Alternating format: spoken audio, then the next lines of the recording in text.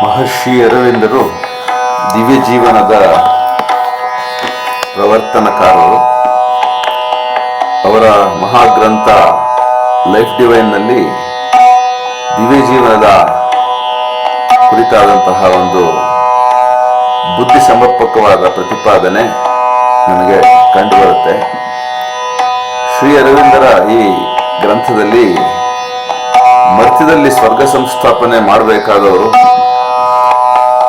ಮರ್ತ್ಯದಲ್ಲಿ ಈಗ ಇರ್ತಕ್ಕಂಥ ನರಮಾನವರು ಆ ಜವಾಬ್ದಾರಿಯಿಂದ ನುಣುಚಿಕೊಂಡು ಹೋಗಬಾರದು ಅಂತ ಹೇಳಿ ಸಲಹೆಯನ್ನು ಕೊಡ್ತಾರೆ. ಅವರು ಏರಿದ ಆ ದರ್ಶನಕ್ಕೆ ತಕ್ಕಂತೆ ಇಳಿದು ಆ ಮರ್ತ್ಯದ ದಿವ್ಯ ಜೀವನದ ಬಾಳನ್ನ ಅವರು ಕಟ್ಟಿಕೊಟ್ಟಿದ್ದಾರೆ. ಅದಕ್ಕಾಗಿ ಮಾನಸಿಕ ಪರಿವರ್ತನೆ ಆದರೆ ಸಾಲದು, ಇದರ ಮೇಲೆ ಆಗಿರ್ತಕ್ಕಂಥ ಮಾನಸಿಕ ಚೇತನವನ್ನ ಸೃಷ್ಟಿಯ ಅಂಗಾಂಗಗಳಲ್ಲಿ ಇಳಿಸಬೇಕು. ಅದರಿಂದ ಪ್ರಾಣ ದೈವಿಮಯವಾಗುತ್ತೆ, ಡಿವಿನೈಸೇಷನ್ ಆಫ್ ವೈಟಲ್ ಅಂತ ಹೇಳಿ ಸೃಷ್ಟಿಯೆಲ್ಲವೂ ಚೇತನ ಸಿದ್ಧಿ ಪಡೆದಾಗ ಸರ್ವಂ ಕಲ್ವಿದಂ ಬ್ರಹ್ಮ ಎನ್ನುವುದು ಸತ್ಯಸ್ಯ ಸತ್ಯವಾಗಿ ಎಲ್ಲರಿಗೂ ಅನುಭವ ವೇದ್ಯವಾಗುತ್ತೆ ಅನ್ನುವಂಥದ್ದು ಶ್ರೀ ಅರವಿಂದ ಮಹರ್ಷಿಗಳು ಕಂಡ ಈ ದರ್ಶನ. ಅಂದ್ರೆ ಮರ್ತ್ಯವೇ ಸ್ವರ್ಗವಾಗಬೇಕು, ಮರ್ತ್ಯದಲ್ಲಿಯೇ ಸತ್ಯ ಪ್ರತಿಷ್ಠಾಪನೆ ಆಗಬೇಕು ಅನ್ನುವಂಥದ್ದು ಈ ಪರಿವರ್ತನ ಕಾರ್ಯ ಯುಗ ಯುಗಗಳಿಂದ ಭೂಮಿಯಲ್ಲಿ ಕ್ಷಣ ಕ್ಷಣವೂ ದಿನ ದಿನವೂ ನಡೆದಿದೆ. ಇದು ಶ್ರೀ ಅರವಿಂದರ ದರ್ಶನ ಸಿದ್ಧಿ. ಅದನ್ನ ನಮ್ಮ ಕನ್ನಡದ ಮಹಾಕವಿ ಕುವೆಂಪು ಅವರು ನಮ್ಮ ಶ್ರೀರಾಮಾಯಣ ದರ್ಶನದಲ್ಲಿ ಒಂದು ಸನ್ನಿವೇಶದಲ್ಲಿ ಹಾಗೆ ಚೇತನ ಸಿದ್ಧಿಯಾದ ಜಗತ್ತು ಹೇಗೆ ಭಾಸವಾಗುತ್ತೆ ಅನ್ನುವಂಥದ್ದ ಚಿತ್ರಣವನ್ನು ಮಾಡಿದ್ದಾರೆ. ಸನ್ನಿವೇಶ ಯಾವುದು ಅಂದ್ರೆ, ಸೀತೆಯ ಅಗ್ನಿ ಪ್ರವೇಶವಾಗುತ್ತೆ. ಇಲ್ಲಿ ಕುವೆಂಪು ಅವರು ಶ್ರೀರಾಮನನ್ನು ಅಗ್ನಿ ಪ್ರವೇಶ ಮಾಡಿಸ್ತಾರೆ. ಹೀಗೆ ಸೀತಾರಾಮರಿಬ್ಬರು ಅಗ್ನಿ ಪ್ರವೇಶ ಮಾಡಿ ಮತ್ತೆ ವಾಪಸ್ಸು ಅಗ್ನಿಯಿಂದ ಮಹಾವಿಷ್ಣು ಹಾಗೂ ಮಹಾಲಕ್ಷ್ಮಿಯ ಅವತಾರದಲ್ಲಿ ಮತ್ತೆ ಪ್ರಕಟವಾಗ್ತಾರೆ. ಅಲ್ಲಿ ಇರ್ತಕ್ಕಂಥ ಕಪಿಸೇನೆ ಹಾಗೂ ರಾಕ್ಷಸರ ಸೇನೆಯ ಎದುರುಗಡೆಗೆ. ಇದು ರೈಗೆ ಕರೆದೊಯ್ಯುವ ಅಗ್ನಿ ಅನ್ನುವಂಥ ಶ್ರೀರಾಮಾಯಣ ದರ್ಶನಂ ಅಲ್ಲಿ ಬರುವಂತ ಒಂದು ಸಂಚಿಕೆಯಲ್ಲಿ ಈ ಸಾಲುಗಳು ಬರ್ತವೆ. ಅದರ ಪ್ರಸ್ತುತಿ ಹೀಗಿದೆ. ಸರ್ವರಂ ಸರ್ವಮಂ ನಿಷ್ಕಾಮ ದೃಷ್ಟಿಯಂ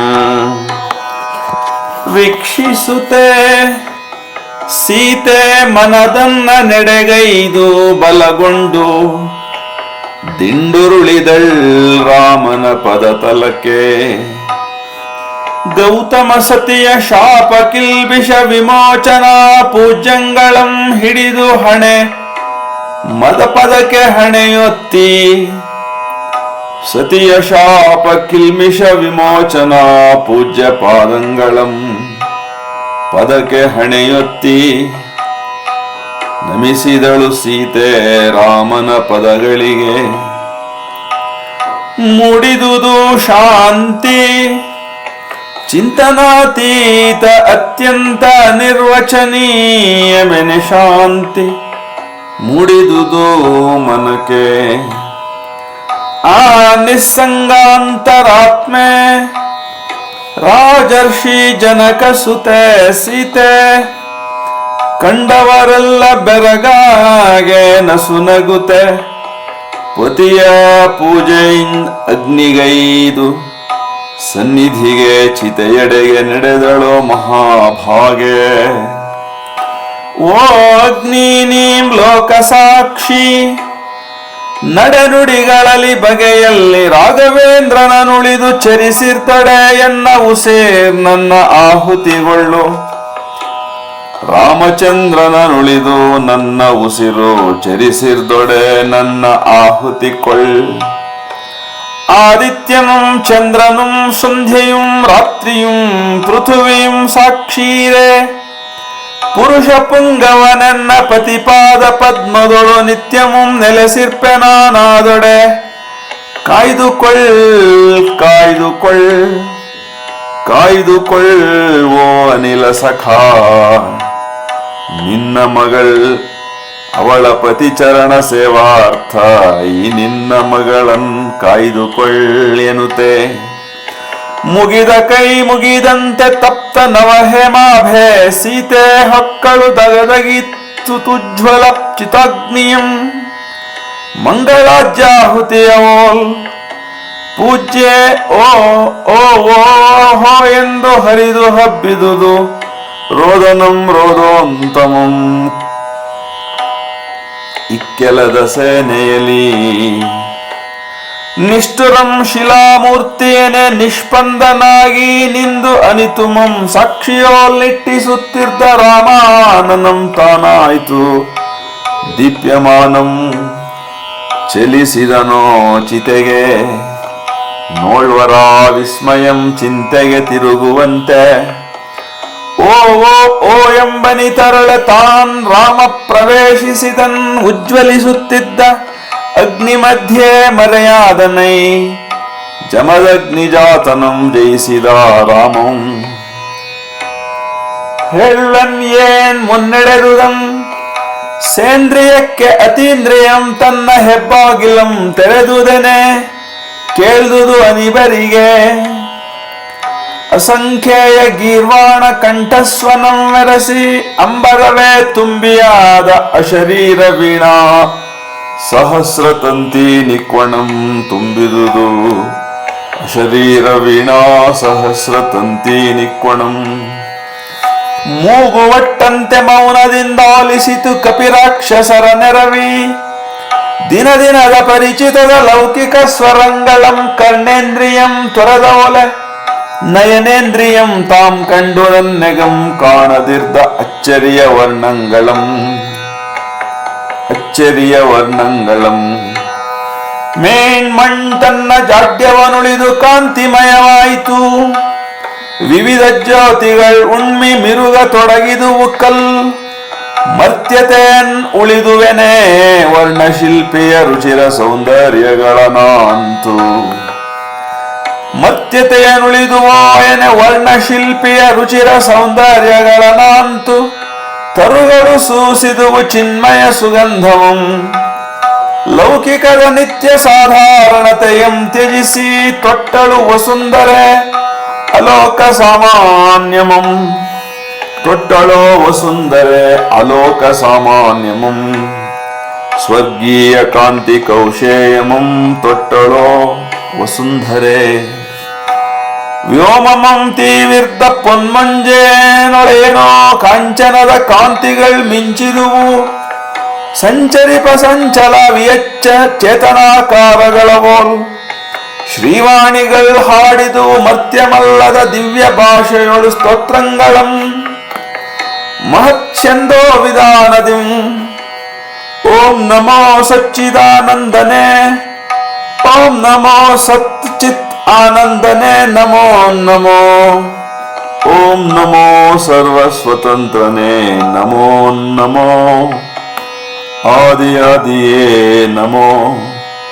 ಅಂತ್ಯದಂತ್ಯವೇ ನಮೋ. ಆದ್ಯಂತದಾಚೆಗಿರುವಾತನೇ ನಮೋ ನಮೋ. ಅಜ ನಮೋ ಹರಿ ನಮೋ ಶಿವ ನಮೋ ನಮೋ ನಮಃ. ಕವಿ ನಮೋ ಋಷಿ ನಮೋ ಗುರು ನಮೋ ನಮೋ ನಮಃ. ನೀನೇ ಚಿದ್ರೂಪಿ ನಮೋ. ನೀನೇ ಅಚಿದ್ರೂಪಿ ನಮೋ.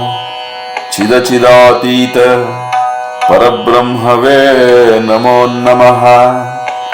ಪುರುಷರೂಪಿಯೇ ನಮೋ. ಪ್ರಕೃತಿ ರೂಪಿಯೇ ನಮೋ. ಪುರುಷೋತ್ತಮನೇ ನಮೋ. ಪುನರ್ನಮೋ ಮುಹುರ್ನಮೋ. ಓಂ ಸ್ವಯಂ ಪ್ರಭು ನಮೋ. ಓಂ ಋತಂ ಪ್ರಭು ನಮೋ. ನಮೋ ಸರ್ವಲೋಕಸ್ವಾಮಿ ನಮೋ ನಮಃ. ಹೃದಯಂ ಚತುರ್ಮುಖಂ ಜಿಹ್ವೆಯೇ ಸರಸ್ವತಿ. ಸ್ಥೈರ್ಯಮೀ ವಸುಧಾತಲಂ ಜಗವೇತಾಂ ಶರೀರಂ. ನಿನ್ನಿಚ್ಛೆ ವಿಧಿ ಕೋಪಮಗ್ನಿ ಲಕ್ಷ್ಮಿಯೇ ಸೀತೆ. ರಾವಣ ವಧಾರ್ಥಮೀ ನರತನುವನಾಶ್ರಯಿಸಿ ಬಂದ ಲೀಲಾವತಾರಿಯೇ ದಶರಥಾತ್ಮಜನೇ ಪುರುಷೋತ್ತಮನೇ ನಮೋ ನಮಃ ನಮೋ ನಮಃ ನಮೋ ನಮಃ. ಇಂತತೀಂದ್ರಿಯ ಇಂದ್ರಿಯಕ್ಕೆ ಭಾವೋತ್ತರೀಯದಿಂದ ಅಂತಾರ್ಥರೀಯದಿಂ ಕಂಗೊಳಿಸಿ ಕೀರ್ತಿಸುತ್ತಿರೆ ಭಗವದ್ವಿಭೂತಿ ಭಕ್ತಿರಸ ನಟ ನಟಿ ಲಾಸ್ಯ ವಿನ್ಯಾಸದಿಂ ನವರತ್ನ ರಾಗಂಗಳನಾಂತು ಚಿತೆಯಾಗ್ನಿ ಉರಿ ಪ್ರೋಜ್ವಲಿಸಿದುದು ಗೃಹಜ್ವಾಲೆಗಳು ತೊನೆದು ವೇಷಾಂತರವನಾಂತ ಆದಿಶೇಷನೆಯೇ ಓಲೈಸಲೈ ತಂದಂತೆ ಹವ್ಯವಾಹನ ಪವಿತ್ರ ತನುವಿಂದ ಮತ್ತೆ ಹೊಮ್ಮಿದನೋ ದಶರಥಾತ್ಮಜಂ ಜಾನಕಿ ಪಾಣಿಗ್ರಹಣ ಕೃಪಾಲು ಸೀತೆಯಂ ಪಾವನಾಗ್ನಿ ಸ್ನಾತೆಯಂ ಕಿಚ್ಚಿನುರಿಯಿಂದ ಕಾಯುವ ತೆರದಿಂದೆ ಕರೆತಂದನೋ ವಯ್ಯನೆಯ ಹೊರಗೆ ಶಾಂತ ಹರಿತ ಶಾದ್ವಲ ಚಾರು ಆ ಗಿರಿಯ ವೇದಿಕೆಗೆ ಶ್ರೀರಾಮ ಶ್ರೀಮದ್ ದಿವ್ಯ ದೇಹದಿಂ ದಿವ್ಯ ಮಾಲ್ಯಾಂಬರಂಗಳಿಂ ದಿವ್ಯ ತೇಜದಿಂ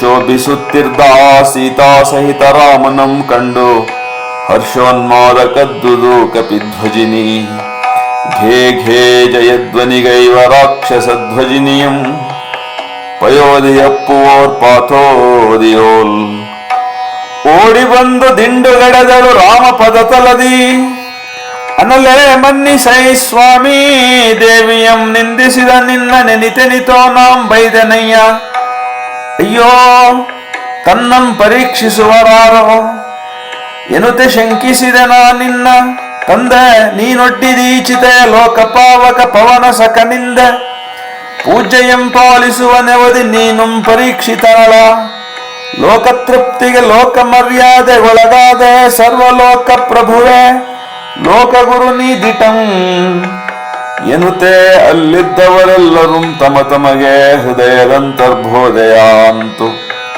ಭೋರ್ಗರೆದು ತೆರೆದು ಮೇಲ್ವಾಯ್ದು ಬಂದು ಮಣಿದರು ಸೀತಾರಾಮರಡಿತಡಿಗೆ.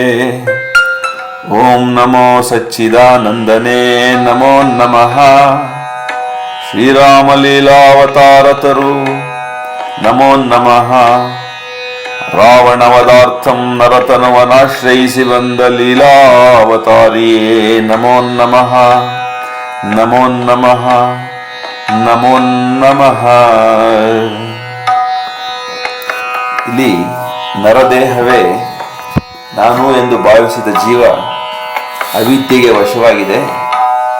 ಶ್ರೀರಾಮ ಎನ್ನುವ ವಿದ್ಯೆಯ ಮೂಲಕ ಪ್ರಾಣ ಸಾಧನೆಯಿಂದ ಮೂಲಾಧಾರದಲ್ಲಿ ಭೋಗದಲ್ಲಿ ಬಂದಿಯಾಗಿದ್ದಂಥ ಮಾನವ ಜೀವ ದಿವ್ಯ ಜೀವವಾಗಿ ರೂಪಾಂತರಗೊಂಡಾಗ ಈ ದೇಹವೇ ಪ್ರಕೃತಿಯೇ ಸಂಪೂರ್ಣವಾಗಿ ರೂಪಾಂತರಿತವಾಗಿ ಸಚ್ಚಿದಾನಂದದ ಆಗರವಾಗುತ್ತೆ, ಚಿನ್ಮಯದ ವಿಭೂತಿಯಿಂದ ಬೆಳಗಿ ತೊಳಗುತ್ತೆ ಅನ್ನುವಂಥ ರೂಪಾಂತರವನ್ನ ಮಹಾಕವಿ ಕುವೆಂಪು ಅವರು ಶ್ರೀರಾಮಾಯಣ ದರ್ಶನ ಮಹಾಕಾವ್ಯದ ಈ ಸನ್ನಿವೇಶದಲ್ಲಿ ಬಹಳ ಸೂಕ್ತವಾಗಿ ಅದ್ಭುತವಾಗಿ ವ್ಯಕ್ತಪಡಿಸಿದ್ದಾರೆ ಅಂಥೇಳಿ ಸೂಕ್ಷ್ಮಾವಲೋಕನದಿಂದ ಯಾರಾದರೂ ಅರವಿಂದರ ಸಿದ್ಧಾಂತವನ್ನು ಕುವೆಂಪು ಅವರ ಈ ದರ್ಶನವನ್ನು ಒಟ್ಟಿಗಿಟ್ಟು ಗಮನಿಸಿದಾಗ ನಮಗೆ ಅನ್ನಿಸದೇ ಇರೋದು ಅಂತ ಹೇಳ್ತಾ ನಮಸ್ಕರಿಸಿ ನನ್ನ ಈ ಪ್ರಸ್ತುತಿಯನ್ನು ಮುಕ್ತಾಯ ಮಾಡ್ತಾ ಇದ್ದೇನೆ. ನಮಸ್ಕಾರ.